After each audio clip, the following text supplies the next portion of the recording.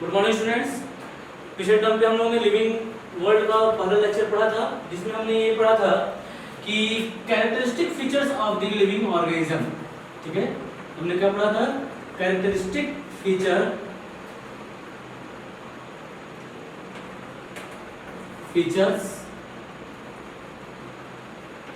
Of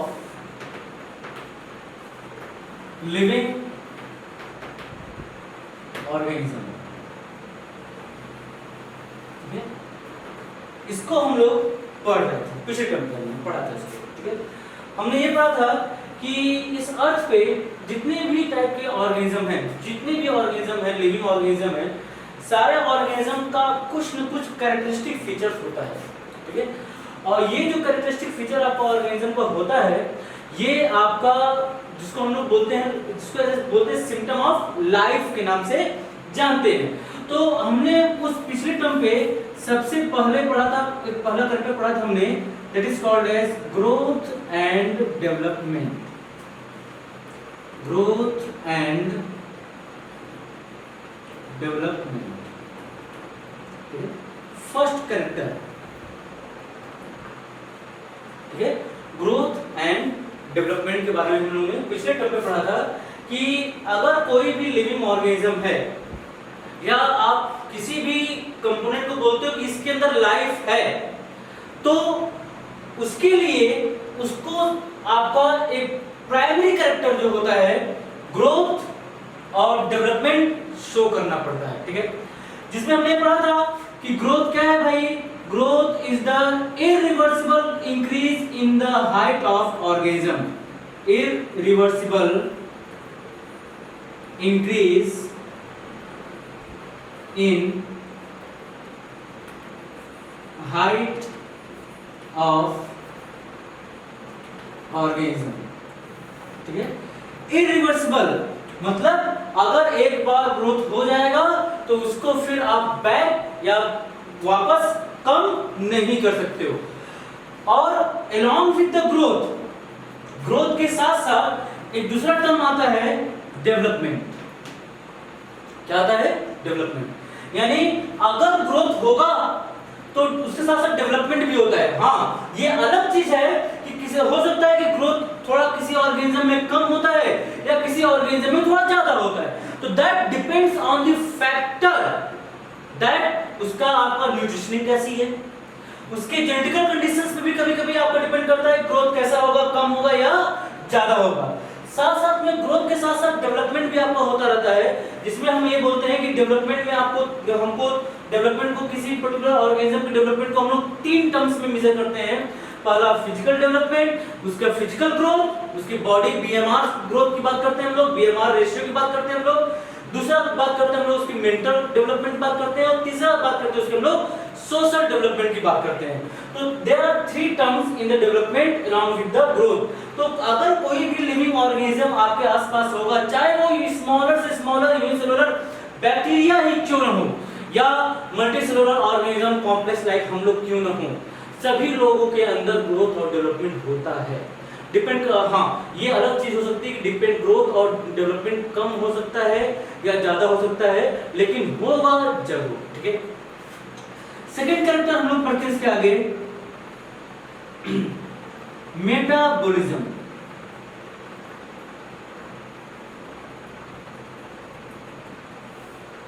metabolism वैसे आप लोग 10th में इस टर्म को अच्छे से डिफाइन किए होंगे, डिस्कस किए होंगे, टीचर ने आपको डिस्कस किया होगा अक्सर। मेटाबॉलिज्म क्या होता है? It is a special chemical interaction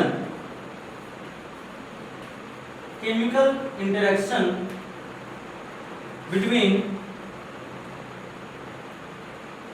different molecules, ठीक है, that results in a specific compound या specific या ऐसे लिख सकते हो that occurs for specific functioning, जो किसी एक स्पेसिफिक फंक्शनिंग के लिए पर्टिकुलर आपकी बॉडी में एग्जिस्ट करता है, मेटाबॉलिज्म। ठीक है, अब मेटाबॉलिज्म जो टर्म होता है बेटा, इसमें the breakdown in this breakdown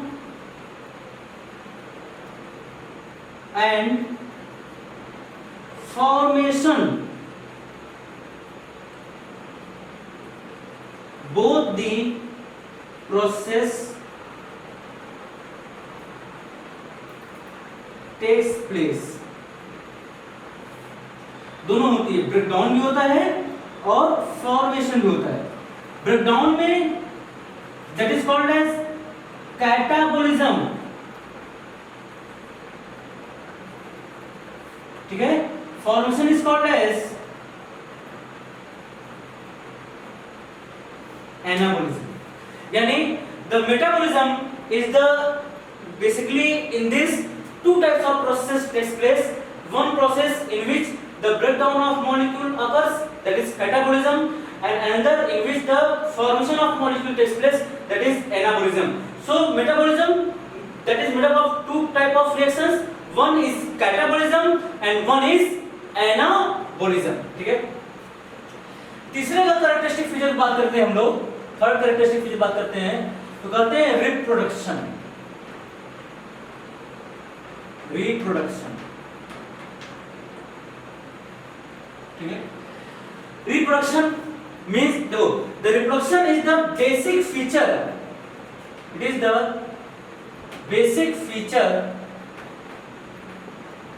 of all living organism to produce offspring of its own type। Reproduction, जितने भी लिविंग ऑर्गेनिज्म हैं, चाहे वो स्मॉलर से स्मॉलर आपका बैक्टीरिया हो, चाहे वो आपका multicellular higher complex organism like us mammals हो, जितने भी ऑर्गेनिज्म होते हैं, सारे ऑर्गेनिज्म सभी के पास अपना एक बेसिक फीचर होता है कि to reproduce, that is to produce offspring of its own type, यानी अपने जैसा कोई ऑफस्प्रिंग प्रोड्यूस करना। ठीक है, this is called as reproduction. तो this is the third basic characteristic feature of the living organism. Fourth nature में आएगा आपका फीचर में आएगा एनर्जी या cellular component, cellular component, cellular component. तो सेलुलर कंपोनेंट क्या होगा बेटा? सेलुलर कंपोनेंट मतलब कि every living organism, every living organism is या have at least a single cell, and as complexity increases, ठीक है, the cell aggregately that form tissue, ठीक है, tissue form organ and organ form organ system। मतलब कोई भी living organism होगा, अगर उसको आप लिविंग ऑर्गेनिज्म कह रहे हो, तो उसके पास एक आइदर अगर सिंपल स्मॉलर से स्मॉलर अगर ऑर्गेनिज्म होगा तो एटलीस्ट उसके पास एक सिंगल सेल तो जरूर होगी, ठीक है, that have at least single cell, ठीक है। और अगर जैसे जैसे ऑर्गेनिज्म कॉम्प्लेक्स होता जाएगा तो उसकी कॉम्प्लेक्सिटी आपकी एट द सेलुलर लेवल बढ़ती जाएगी आपकी, यानी सेल जो है वो सेल आपका मिलकर टिश्यू बनाएगा, टिश्यू मिलकर ऑर्गन बना लेगा, और ऑर्गन मिलकर क्या बना लेगा आपका ऑर्गन सिस्टम का फॉर्मेशन कर लेगा। ठीक है, नेक्स्ट इसके आगे है fifth point of the living things, that is energy. Energy, ठीक है, देखिए the living organism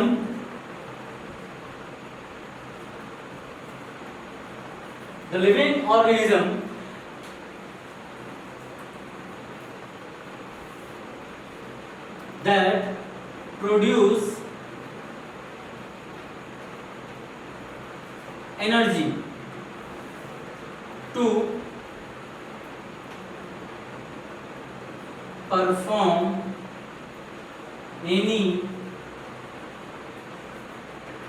specific function। किसी भी स्पेसिफिक फंक्शन को परफॉर्म करने के लिए जो लिविंग ऑर्गेनिज्म होता है वो क्या प्रोड्यूस करता है, एनर्जी प्रोड्यूस करता है। This energy is produced by catabolism या कैटाबोलिक प्रोसेस। कैटाबोलिक प्रोसेस ये किसके थ्रू प्रोड्यूस होती है, ये कैटाबोलिक प्रोसेस के थ्रू प्रोड्यूस होती है एट या इन सेल, इनसाइड सेल, सेल के अंदर प्रोड्यूस होती है। ठीक है, नेक्स्ट है इसके आगे सिक्स्थ, मूवमेंट। मूवमेंट, ठीक है, देखो बेटा ये बहुत इंपॉर्टेंट पॉइंट है इसका, मूवमेंट। मूवमेंट की बात करते हैं हम लोग तो every living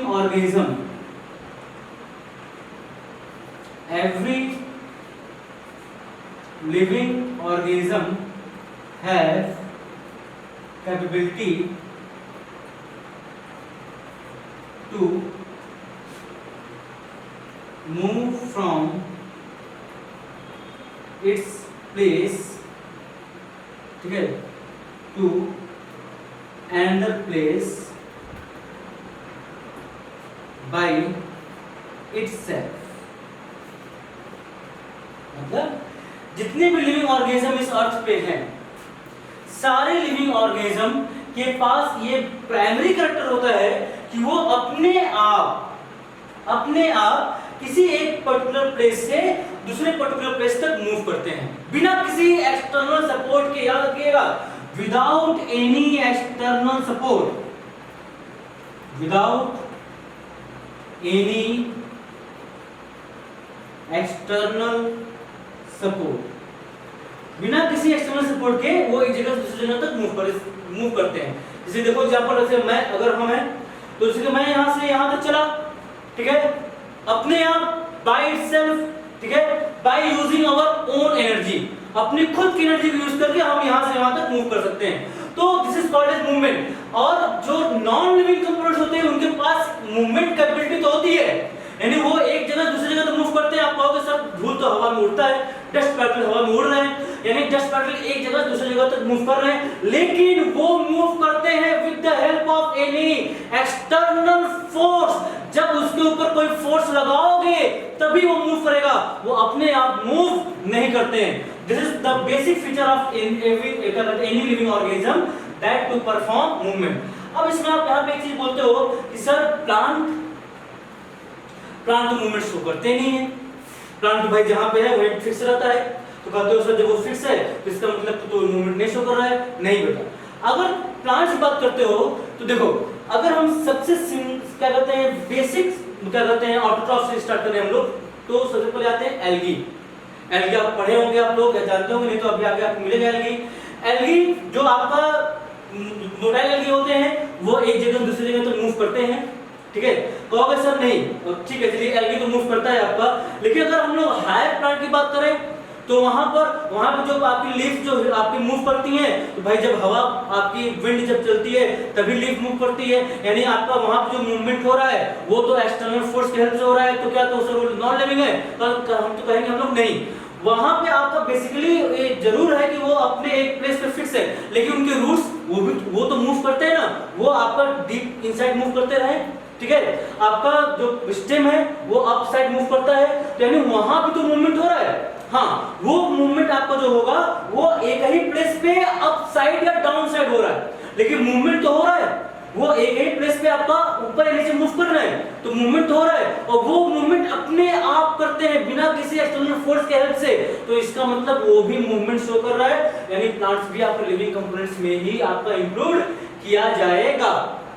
तो देखो बेटा, हम लोगों ने अभी तक जितने भी आपके characteristic feature of living organism के बारे में हमने पढ़ा, जिसमें हमने ये पढ़ा कि कैसे एक लिविंग ऑर्गेनिज्म को अगर मान लीजिए आपके सामने कोई भी दो कंपोनेंट दिया गया है, अगर आपके सामने कोई भी दो कंपोनेंट ए कंपोनेंट और कंपोनेंट बी, कोई भी दो कंपोनेंट दिया गया है, तो इन दोनों कंपोनेंट में हम अगर आपसे पूछें कि कौन सा लिविंग होगा और कौन सा इसमें नॉन लिविंग होगा, कैसे बताओगे आप? आप कहते हो कि अगर आपका जिस भी कंपोनेंट के अंदर लिविंग ऑर्गेनिज्म का कैरेक्टरिस्टिक फीचर होगा वो लिविंग होगा, जिसके अंदर लाइफ होगा वो लिविंग होगा, और जिसके अंदर लाइफ नहीं होगा वो नॉन लिविंग होगा। तो फिर हम लोग कहते हैं भाई लाइफ कैसे पता करोगे? कैसे पता करोगे इसके अंदर लाइफ है, उसके अंदर लाइफ है, उसके अंदर लाइफ नहीं है? तो कहते हो उसको पता करने के लिए हमको कुछ कैरेक्टरिस्टिक फीचर पढ़ना पड़ेगा। कौन से? पहला ग्रोथ और डेवलपमेंट, यानी जो भी लिविंग ऑर्गेनिज्म होगा उसको ग्रोथ और डेवलपमेंट शो करेगा तो लिविंग ऑर्गेनिज्म। दूसरा कैरेक्टरिस्टिक फीचर हमने क्या पढ़ा था कि वो मेटाबॉलिज्म शो करता होगा। तीसरे कैरेक्टरिस्टिक फीचर हमने क्या पढ़ा कि आपका वो रिप्रोडक्शन शो करता होगा। चौथे में फीचर हमने क्या पढ़ा कि सेलुलर कंपोनेंट उसके पास एक पर्टिकुलर सेल होगा। पांचवें कंपोनेंट में क्या पढ़ा हमने कि वो उसके पास वो एनर्जी प्रोड्यूस करता होगा। छठवें कंपोनेंट का पढ़ा कि वो मूवमेंट शो करता होगा। अगर वो कंपोनेंट जो भी आपको दो कंपोनेंट में से कोई एक कंपोनेंट अगर इन कैरेक्टरिस्टिक फीचर्स को फुलफिल कर रहा है तो इसका मतलब वो लिविंग है, और अगर नहीं कर रहा है इसका मतलब वो क्या हो जाएगा आपका नॉन लिविंग कंपोनेंट में इंक्लूड किया जाएगा। ठीक है, तो ये तो हो गया बेटा जो सबसे प्राइमरी फीचर या इस चैप्टर का इनिशियल टॉपिक, दैट इज कि what are the basic feature of the living organism. Living organism का बेसिक फीचर क्या है। अब हम लोग पढ़ते हैं इसके आगे नेक्स्ट टर्म आपको स्टार्ट मिलेगा classification.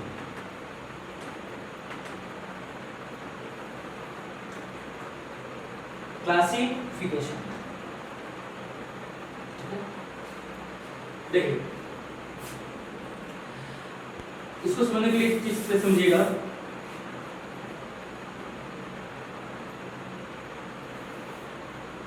On the earth,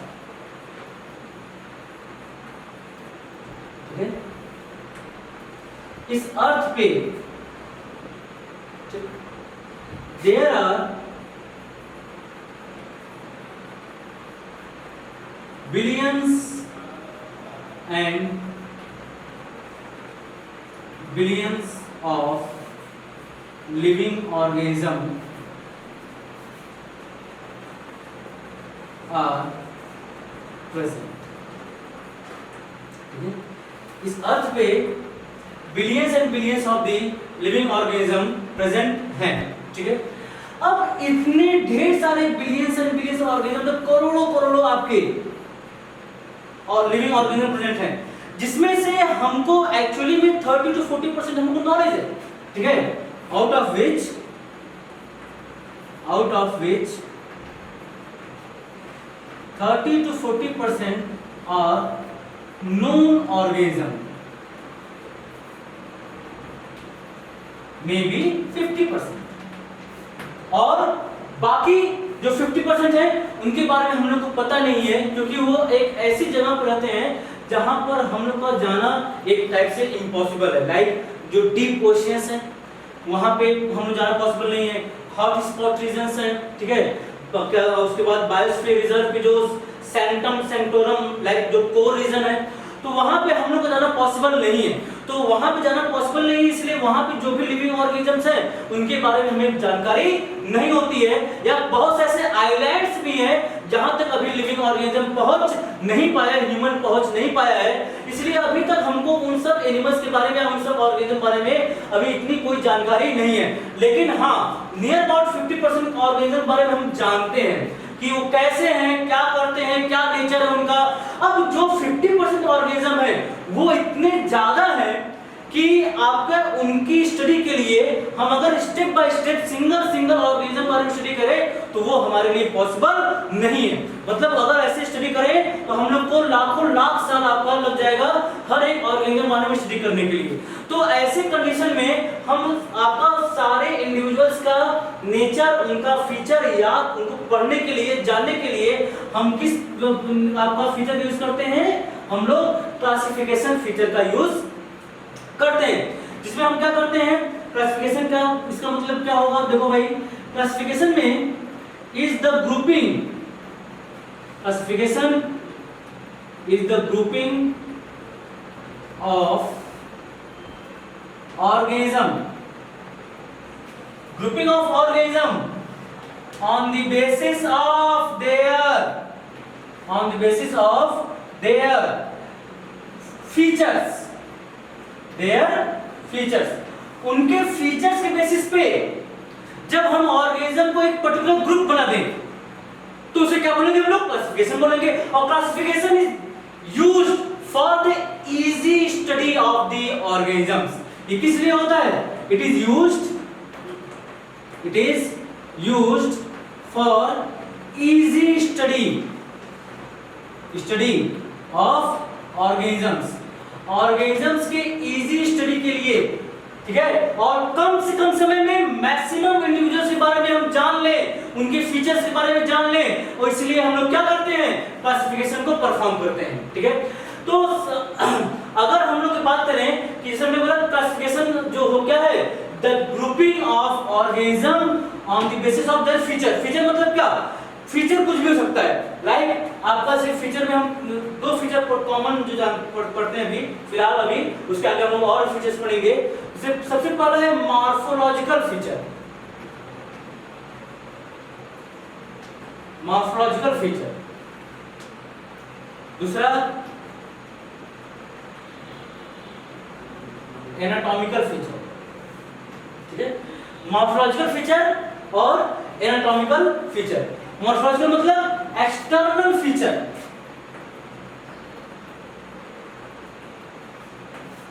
anatomical मतलब इसका मतलब है बेटा इंटरनल फीचर। ठीक है, अब देखो इसको ध्यान से समझिए सब लोग। इसे देखो, ये कोई एक इन्वायरमेंट है, ठीक है, ये कोई इन्वायरमेंट है। अब type A, B, C, D, E, F, G, H, I, J, K, L, M, N, O, P, ये सब इंडिविजुअल, ये सब ऑर्गेनिज्म ढेर सारे हैं भाई। 3, 5, 3, 8, 8, 5, 13, 13, 3, 16, 16 ऑर्गेनिज्म है। ये एक इन्वायरमेंट है जिसमें 16 इंडिविजुअल्स या 16 टाइप ऑफ ऑर्गेनिजम्स क्या है यहां पर प्रेजेंट हैं। ठीक है, अब आपको आप क्या चाह रहे हो? आप ये चाह रहे हो कि इनकी हमको स्टडी करनी है। अच्छा, एक तरीका तो है कि हम हर एक इंडिविजुअल को स्टेप बाय स्टेप उठाए और सबके बारे में स्टडी करते जाएं। ठीक है, एक तरीका तो ये है। लेकिन बेटा इसमें क्या होगा? ये टाइम कंज्यूमिंग है, बहुत लेंथी है, और आपको क्या होगा, टाइम स्टडी करते करते बहुत टाइम हो जाएगा, ठीक है। तो हम क्या करते हैं, हम इनकी ग्रुपिंग कर देते हैं, हम इनकी क्लासिफिकेशन कर देंगे। किसके बेसिस पे बोला कि the classification occurs it is the grouping of organism on the basis of their characteristic feature that may be morphological, that may be anatomical. Morphological मतलब या तो एक्सटर्नल कैरेक्टरिस्टिक फीचर बेसिस पर, या तो हम उनके इंटरनल के फीचर बेसिस पर। तो पहले हम लोग एक्सटर्नल बात करते हैं हम लोग। जैसे मान लीजिए ये जो ऑर्गेनिज्म है, इसके पास ये जो ऑर्गेनिज्म है इसके पास 4 लेग्स था, 4 लेग है, 2 आईज है, 2 ईयर है, 1 माउथ है। ये इसके एक्सटर्नल फीचर है, ठीक है ना। तो अब अगर हम इस फीचर के बारे में सब इस फीचर को सबसे हमने कंपेयर किया, तो हमको क्या पता चला कि ऐसा ही फीचर G के पास भी है, ऐसा I के पास है, ऐसा K के पास भी है, ऐसा N के पास भी है, ऐसा C के पास भी है, और ऐसा आपका P के पास भी है। मतलब ऐसा फीचर सबके पास है, यानी 1 2 3 4 5 6 7, यानी इस पूरे एनवायरनमेंट में इसके में से जो 7 ऑर्गेनिज्म हैं, in 7 organisms they share common feature, they shares common feature. वो कॉमन फीचर शेयर करते हैं। तो जब कॉमन फीचर शेयर करेंगे तो they are grouped in single category. उनको हम लोग सिंगल कैटेगरी में क्या करेंगे, हम ग्रुप कर देंगे, ठीक है। तो उसी तरह दूसरे भी इंडिविजुअल्स हैं, उनके फीचर्स को हम क्या करेंगे, हम उनके कंपेयर करने के बाद उसको हम लोग क्लासिफिकेशन को परफॉर्म कर देंगे, ठीक है। तो ये रहा बेटा क्लासिफिकेशन का इनिशियल लेक्चर। अब इसके बेसिस पे जो आपको हम असाइनमेंट देंगे, ठीक है, आप उसको परफॉर्म करिएगा। और बाकी जो असाइनमेंट्स हैं उसके लिए आप स्टडी मटेरियल आपको अपने कोचिंग के डायरेक्टर वजह से आप मिलकर उसको स्टडी मटेरियल लेकर उस पर क्वेश्चन सॉल्व करिए। अगर नहीं आपको क्वेश्चन समझ में आ रहा है तो आप कमेंट बॉक्स पूछ सकते हैं, या तो लाइव क्लास जब होगा तो उसमें हम इंटरेक्ट करके आप डायरेक्ट वहां पूछ सकते हो, ठीक है। Okay, thank you so much students. पिछले टर्म पे हम लोग लिविंग वर्ल्ड लेक्चर नंबर 2 में हमने पढ़ा था कि what are the basic feature of the living organism, means on the behalf of which character we can say that this organism is living and this component is non living। और उसके बाद हम लोग ने फिर एक स्टेप आगे बढ़ते हुए हमने भी ये भी पढ़ा वहां पे कि क्लासिफिकेशन क्या होता है, व्हाट इज क्लासिफिकेशन, ठीक है। और थोड़ा बहुत उसमें डिस्कशन किया क्लासिफिकेशन है क्या, और विद सम एग्जांपल। इस today in living world lecture number 3 उसी के आगे हम लोग और कैरी ऑन करते हैं, ठीक है। तो जैसे कि अगर इसको थोड़ा सा एक और समझें क्लासिफिकेशन के बारे में, क्लासिफिकेशन, ठीक है, तो कहते हैं कि classification is the tool of study of living organism, ठीक है। It is tool of study of tool to study of living organism, ठीक है। लिविंग ऑर्गेनिज्म के स्टडी के एक टूल होता है, यानी एक ऐसा प्रोसेस जिसके थ्रू हम लोग लिविंग ऑर्गेनिज्म की स्टडी कर सकते हैं, ठीक है। इन the classification it is perform for convenience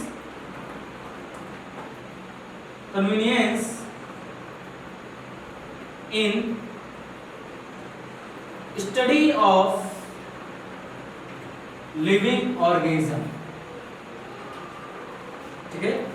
means अगर आपको आपके आसपास या आप एक साइंटिफिक रिसर्चर हो, आपने 1000 2000 5000 जितने भी लिविंग ऑर्गेनिज्म को डिस्कवरी किया और आप उसकी स्टडी करना चाह रहे हो, तो उस स्टडी करने के लिए बेस्ट जो टूल होता है क्लासिफिकेशन, मतलब उन ऑर्गेनिजम्स का, ठीक है, द ऑर्गेनिजम्स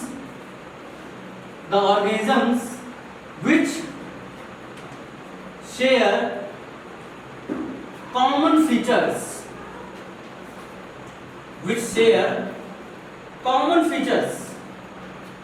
जो कॉमन फीचर शेयर करते हैं दे group in single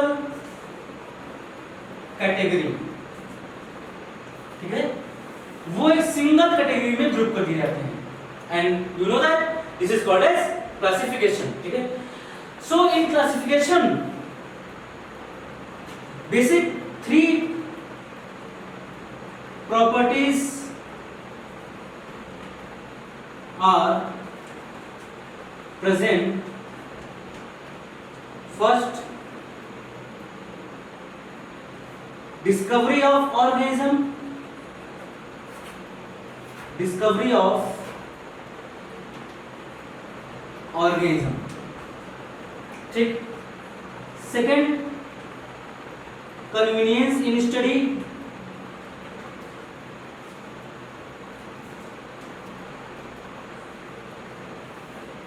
and third one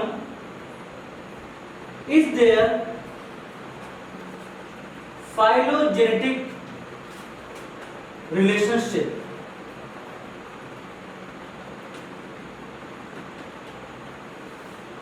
phylogenetic relationship मतलब देखो ये टर्म बहुत अच्छा है। अगर हम लोग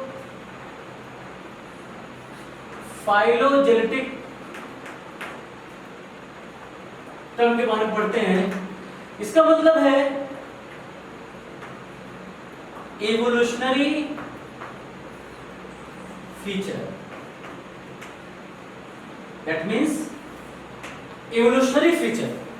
इसका मतलब कि how the organism are connected to each other in the past time, ठीक है। इसका मतलब क्या हुआ? इसका मतलब ये हुआ कि how the different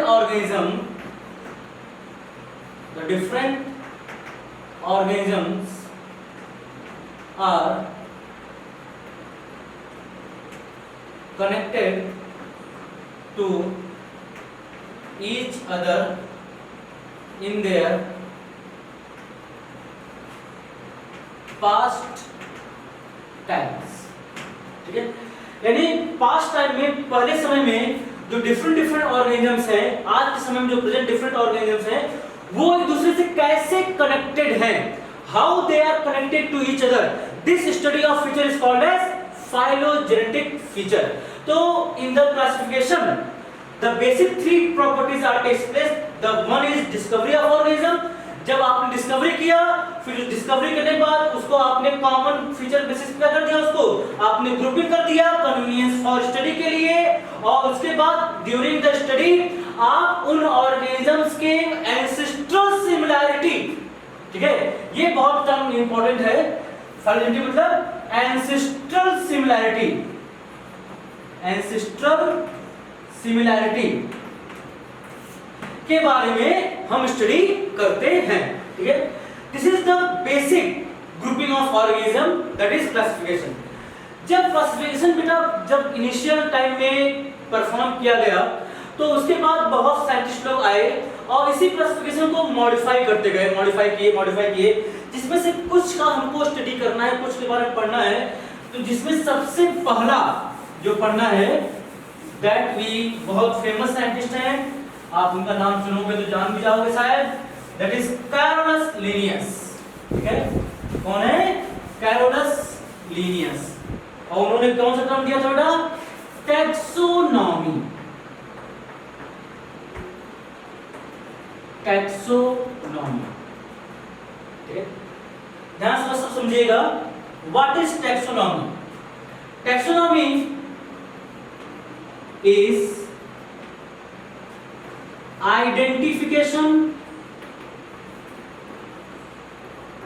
identification nomenclature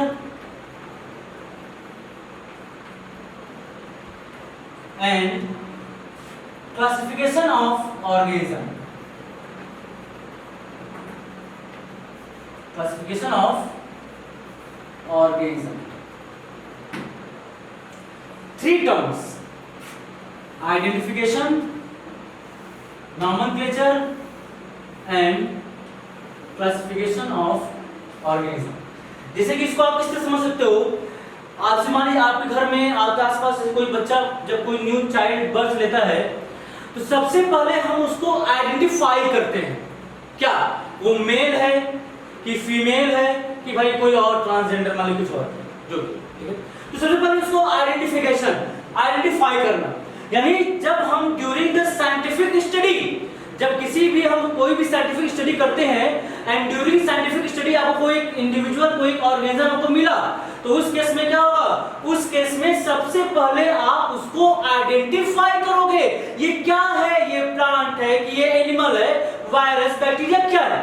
जब आपने उसको आइडेंटिफाई कर लिया देन आप उसको क्या करोगे, देन उसको हम लोग क्या करते हैं, नॉमेनक्लेचर, मींस कि इसका आपका पर्टिकुलर एक नाम देना कि on the basis of certain international committees, ठीक है। तो पहला आइडेंटिफिकेशन में क्या हुआ, आइडेंटिफिकेशन में to identify the type of organism, the type of organism के टाइप को आइडेंटिफाई करना, भाई किस टाइप का है, प्लांट है कि एनिमल है, ठीक है।